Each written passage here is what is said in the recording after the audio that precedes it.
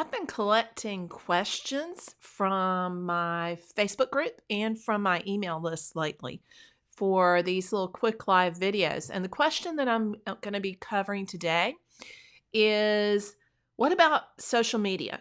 Instagram, Twitter, Facebook, Pinterest, LinkedIn. Are any of these worth joining for selling art? And the short answer is yes, but not in the way you may be thinking about it. Hey there, I'm Mary Gilkerson, and I help artists create compelling paintings, sustainable, thriving studio practices, and online art businesses. So today, as I said, we're going to be looking at social media hubs. What do you do with them? Can you use them to sell art? And as I said, the short answer is yes. All of those can be effective, but not necessarily in the way that most people think about it. Most people think about social media as having the potential to make those direct art sales on. That's not its most valuable use. It's not really the best approach to it. So while you're going to make some direct sales on social media, you'll actually do much better if you think about it as a place where, or as a way to rather grow your audience and move people from not knowing who you are at all to having a little bit more familiarity with you. Going to come back to that in just a minute. So the answer about which one to choose is twofold. There are two different parts of it you have to think about. Number one, you have to think about which one are you most comfortable with. So there's no magic answer about whether it should be Pinterest or Instagram or Facebook or LinkedIn or even Twitter. The answer is, which one are you going to actually pick up your phone and use? Because if everybody you hear about is making sales on Instagram and you hate Instagram, it ain't going to work. So which of the social media platforms is the one that you feel the most comfortable on, that you'll actually use, you'll interact with, that you will do on a consistent basis? The second consideration there is equally important. You need to know the one that your niche hangs out on. So you need to pick the platform that's the intersection of those two things, where those two things overlap. The one you're comfortable with and the one where your people, your perfect people, hang out. Because if they're not on that platform, it doesn't make any sense, no matter how much you love the platform, for you to be on there. For example, I don't think that TikTok is going to tend to be the place where most of our art collectors are going to be hanging out. I could be wrong, but in fact, somebody go out there and prove me wrong. I could be wrong, but I don't think it's there yet.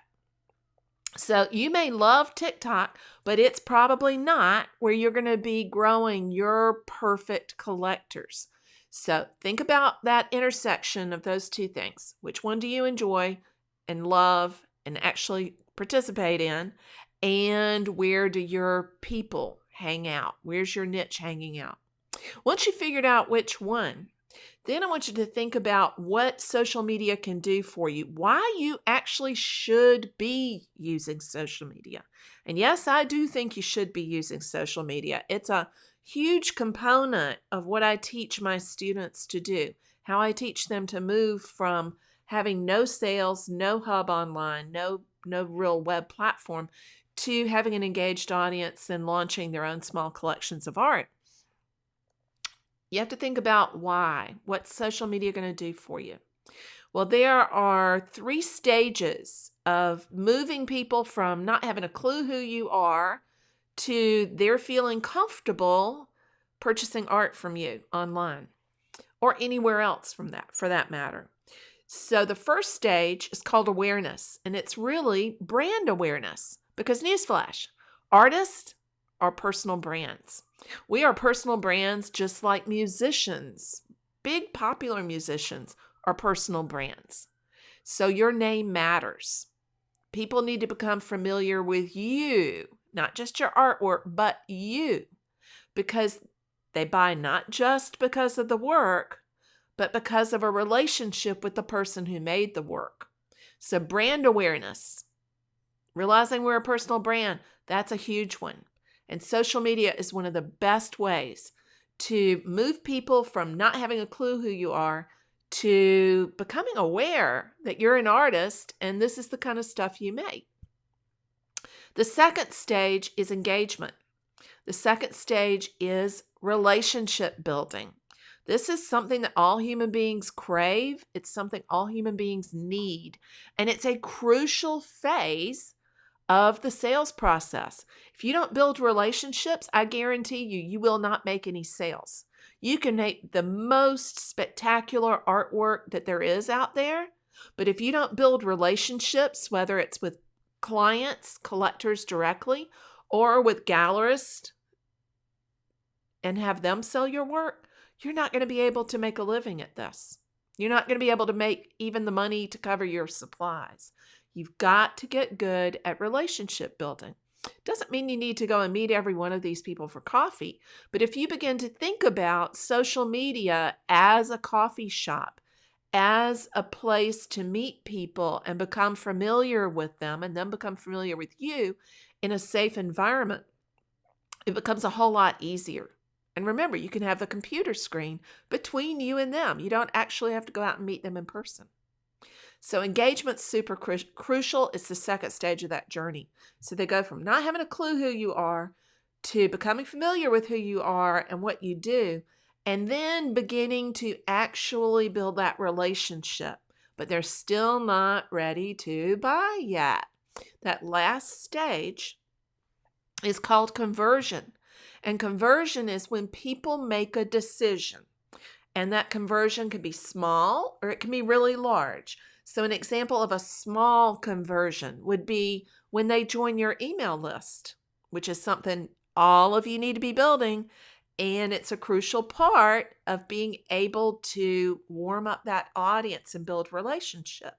So that small conversion could be inviting them to join your email list.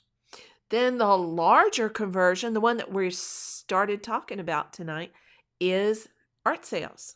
That larger conversion is not going to happen until multiple smaller conversions have happened, until people have gotten to feel comfortable with saying yes to the things that you're asking them to do. Yes, to hang out on a Facebook Live where you talk about your work and answer questions.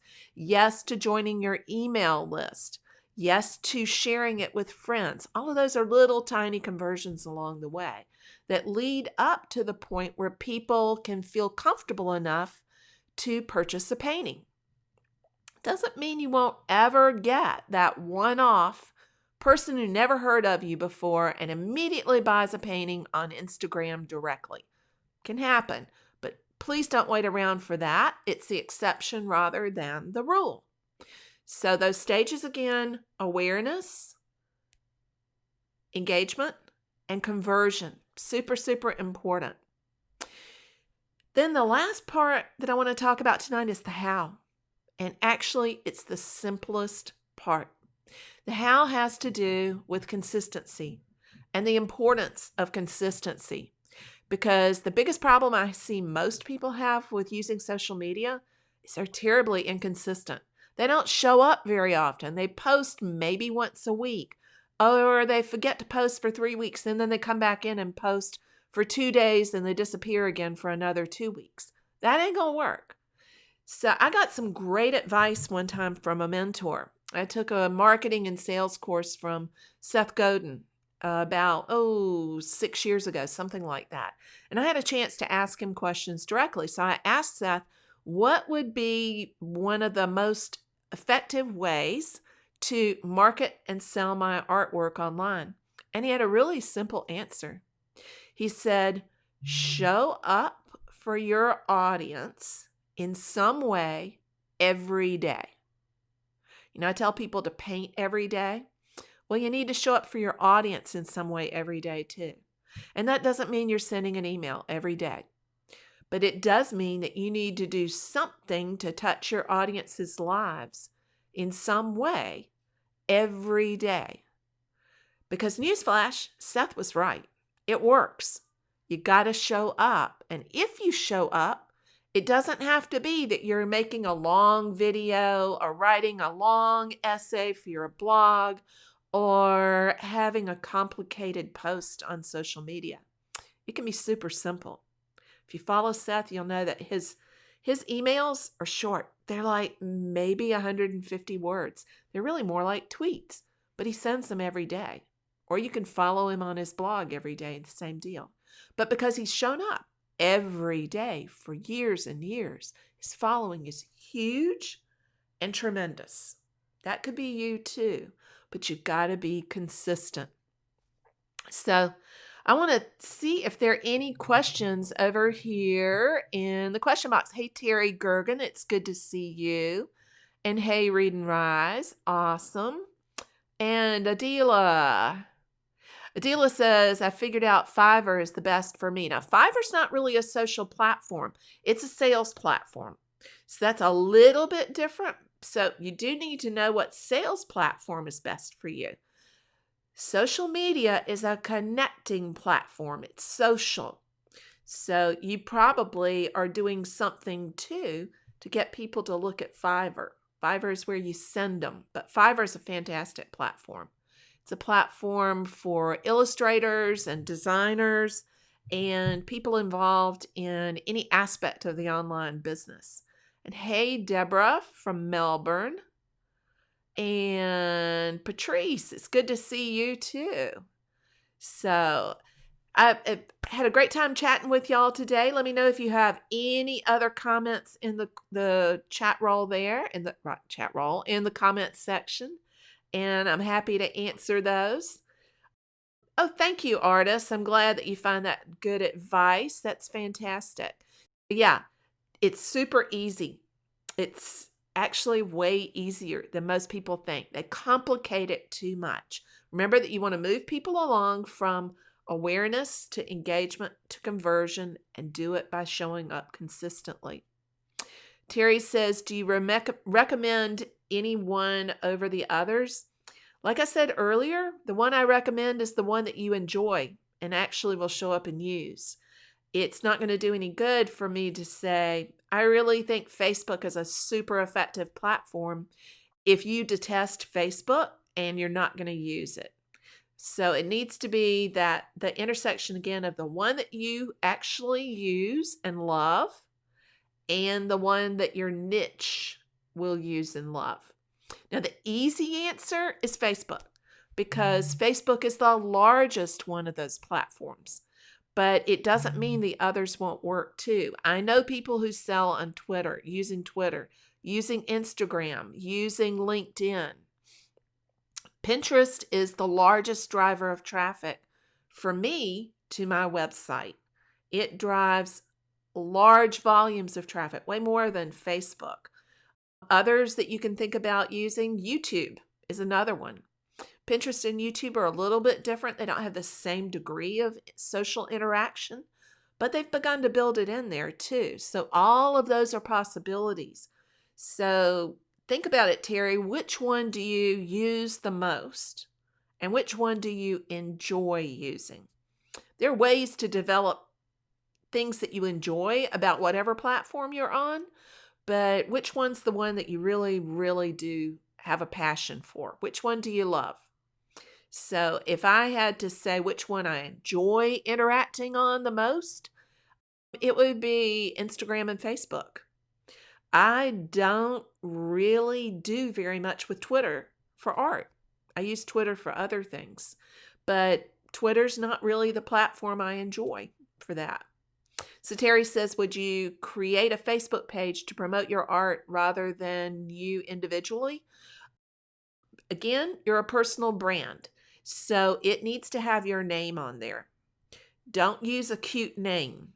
Cuteness is not going to sell your paintings. I would not call your Facebook page for your art My Fluffy Little Pony or My Wild Amazing Western Views, because it's you as a personal brand that's selling your work. That's kind of different from what some people recommend when they're talking about social media marketing, but selling art is different than some other types of products. Musicians, same deal. You want to create a personal brand for your Facebook page. So it would have your name and it would be a Facebook business page, not just your personal profile. And yes, Terry, you're right. You can connect Instagram and Facebook together. So you can kind of kill two birds with one stone there. It's not the best long-term way to do it, but absolutely you can connect them up together. It works beautifully. I recommend students do that when they're first starting out so that they don't get too overwhelmed with trying to manage more than one platform at a time. Really focus on one and really get that up and running rather than trying to be everywhere. You cannot be all over the place everywhere at one time and do it well. Pick one, the one you enjoy, and do it well. Mary Claire says, would you use Facebook for your art only? I'm not quite sure what you mean, Mary Claire. Do you mean, would you sell only your art on Facebook, or do you mean use Facebook? You shouldn't use your personal profile. Okay. So there are ways to use your personal profile to promote your art, but you cannot sell your artwork on your personal profile. Facebook frowns on that, and it's actually a violation of their terms of service. They can close your account down. So you can share your paintings onto your personal profile. You can even share a link to join your email list on your personal profile, but you can't make direct sales on your personal profile. It'll get you into a heap of big trouble. So I recommend that you create the business page and that you share to your personal profile. So there are all kind of other ways, strategies to use that we can't go into tonight. They get a little bit more complex than that. But at the heart of that, whichever platform you're on, whether it's Facebook, Instagram, Twitter, Pinterest, LinkedIn, any of those, or YouTube, you want to have a business account because you get other tools that you don't have with a personal account. All of those platforms have business accounts available. They're free. You don't have to pay for them. You have to pay for advertising, but you don't have to pay for the account. And you can start it up and you can actually accomplish an awful lot just with organic traffic that you don't pay for. But the key is to get started. So pick out the one that you really enjoy, start that business account, and get it up and running. The best time to have done it was 10 years ago. The second best time to do it is today. Connie says, do you use FASO for your web and email platform? I don't, but that is because I am a former web designer. So I've been designing websites. I started back in the early 90s, whenever it was that the web really opened up. I was an early adopter. So I'm a control freak on that. So I don't use FASO. I actually have designed my own and coded my own site. So I use WordPress. And that is not what I recommend for most artists because you don't need to be spending your time on the back end there. So FASO is a really good option. Squarespace is a really good option too. Mernaz, the way that you connect Instagram and Facebook is through either one of those business accounts in the settings. You're able to go in there and link the two together, and then you have the option when you post for it to go to both. So great question there. So yeah, there are all kind of platforms out there that will allow you to easily create a website. And FASO is one that's just for artists. Love that one. And Squarespace is another one that's beautiful and has lots of wonderful templates. So those are the main two that I recommend. Don't really recommend Weebly and Wix because they have some limitations to them that make them not the best platform to try to transition off of. Great question. Great questions. So that's all for today. I need to hop off and go feed my puppy dogs. And yeah, Connie, WordPress. No, I would not use WordPress for your email list. That's not going to be a good way to manage it. And if you do that, you're liable to violate a whole bunch of laws around email lists. That would be what to do about an email list.